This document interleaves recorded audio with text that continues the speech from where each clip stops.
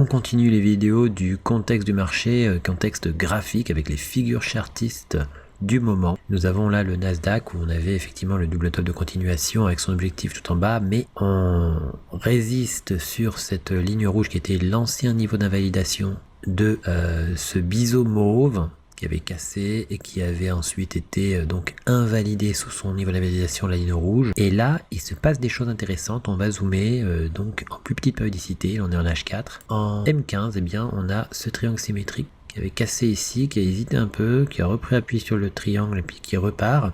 Et puis on avait un autre triangle qui casse avec un gap de rupture. On avait fait le troisième point ici. Donc 1 point, 2 points, 3 points et cassure. Donc effectivement triangle symétrique encore qui casse, les deux ont cassé après 70% de la résistance, la distance entre le début de la résistance jusqu'à la pointe. Voilà, donc du coup nous avons deux triangles qui donnent un objectif à peu près similaire en haut, à surveiller donc sur le Nasdaq 100. Sur le S&P 500, on se rapproche de la ligne du coup de la tasse avec anse qu'on avait repérée.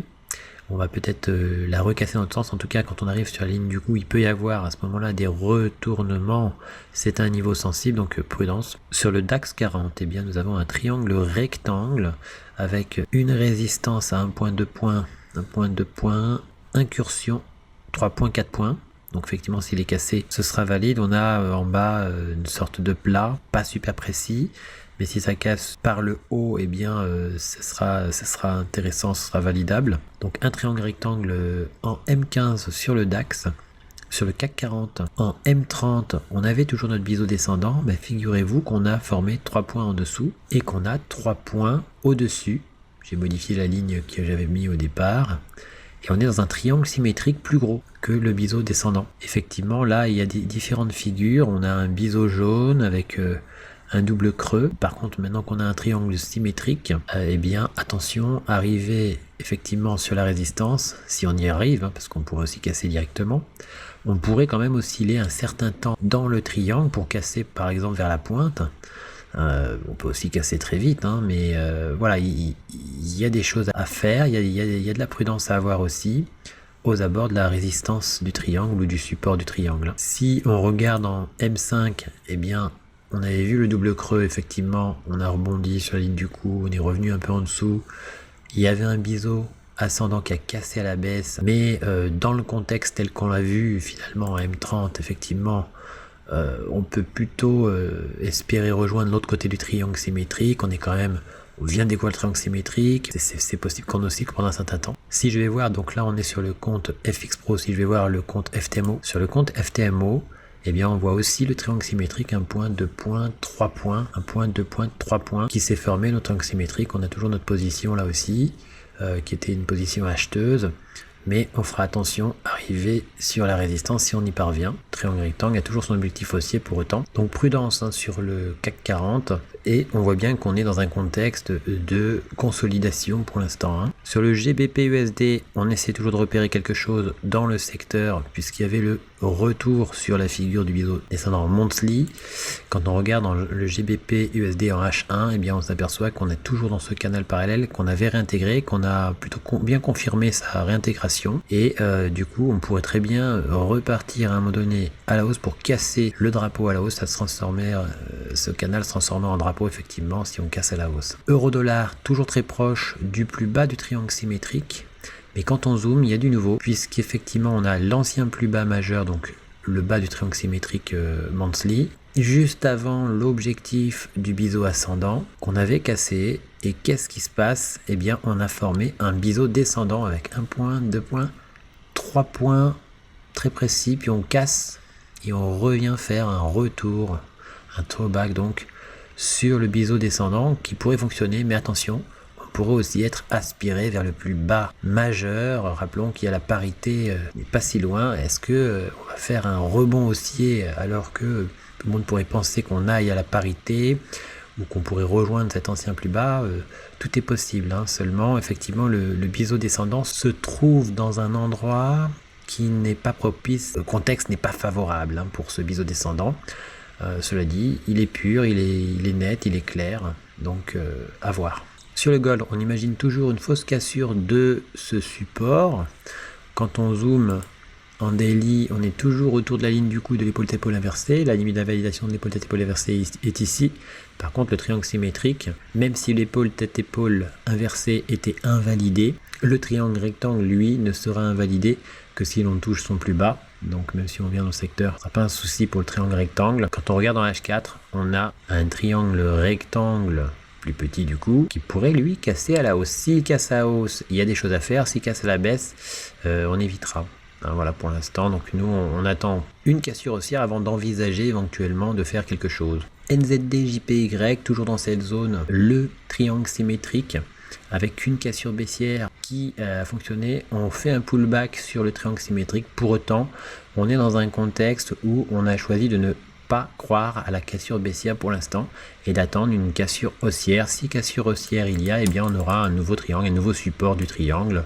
À ce moment-là, on verra à ce moment-là si on a fait encore un plus bas entre temps ou pas, où se trouvera le support si ce scénario a lieu, puisqu'effectivement pour l'instant c'est une cassure baissière pour un objectif baissier avec son plus bas et l'objectif H qu'on a reporté à la cassure. EuroJPY, eh bien le V-bottom est toujours actif, on n'a pas touché le niveau d'invalidation. Quand on va en H1, on attend toujours la cassure éventuelle du triangle rectangle à la hausse. Quoi qu'il arrive, on attendra essentiellement que cette ligne soit cassée, qu'elle soit cassée directement ou qu'elle soit cassée après une fausse cassure. On attendra sa cassure. Si effectivement on casse à la baisse et qu'on part directement à la baisse, eh bien c'est pas notre scénario pour l'instant. On envisage les choses donc de façon haussière. On va attendre pour en avoir un peu plus de précision. AUDJPY, le biseau descendant avait été invalidé, pour autant on a réintégré le niveau d'invalidation. Donc prudence, la hausse semble prédominer sur les marchés JPY dans nos scénarios, bien que, comme on l'a vu sur le NZD-JPY par exemple, il y ait des scénarios inverses qui se présentent.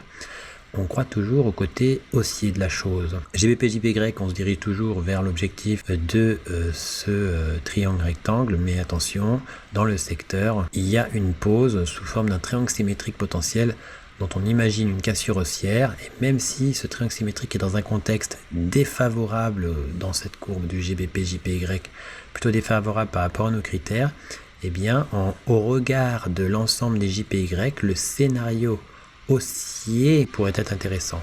Cela dit, on se reportera sur les courbes en JPY qui sont plus nettes, plus claires et dans un contexte plus favorable. USD-JPY, le drapeau a donné peut-être l'occasion d'un deuxième voyage avec des prix intéressants. Ça prend un peu le sens haussier, mais rien n'est fait. Euro-CAD, eh bien notre trade, on n'est pas loin de l'invalider.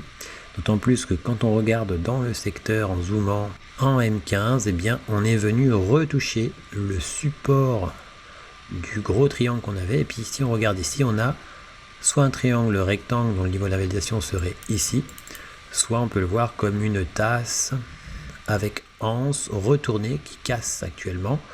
Et par contre, même si ce triangle rectangle casse, on a quand même pris appui sur un niveau sensible, on l'a un petit peu dépassé, débordé, ce bas finalement de triangle rectangle, et on pourrait quand même bien rebondir et invalider l'ensemble. Donc nous on est toujours en position, le stop est pas loin d'être pris. Par contre Euro-GBP, pas de changement, on oscille toujours autour de la ligne du coup de l'épaule tête épaule inversée. NZD-USD, on vient de prendre appui sur le bas du triangle symétrique. Quoi qu'il en soit, le triangle symétrique n'est pas invalidé, on est toujours assez proche de son premier objectif, le bas du triangle symétrique, et un objectif plus bas. AUD-USD, après avoir touché le support de l'élargissement symétrique, on pourrait encore revenir une deuxième fois, c'est pas impossible, voir le casser.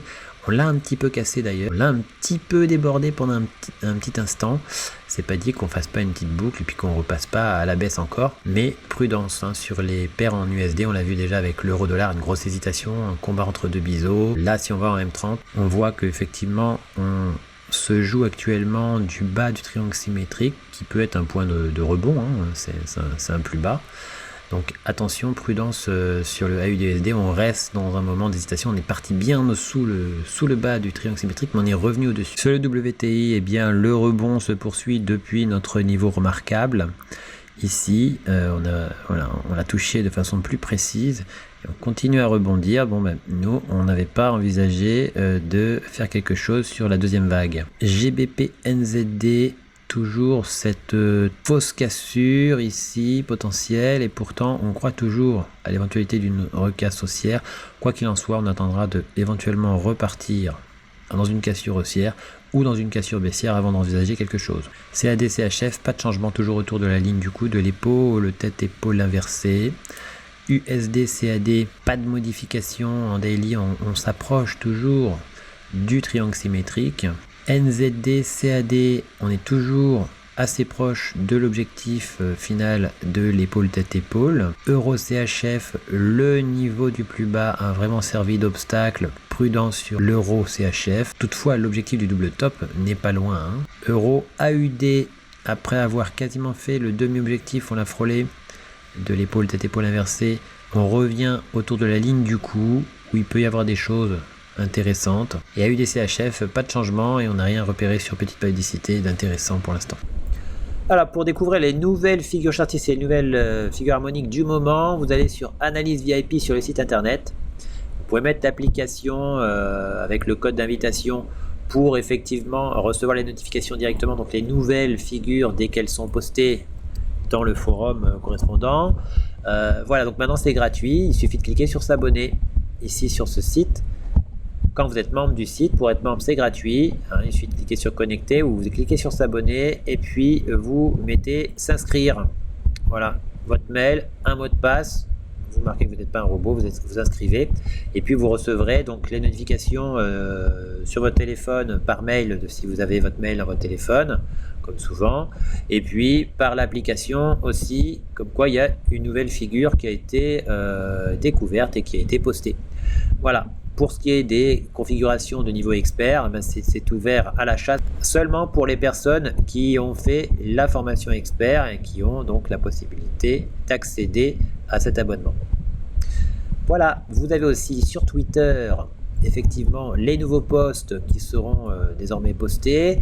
Alors pas forcément tous sur Twitter, donc je vous conseille de vous abonner sur les analyses VIP. À bientôt.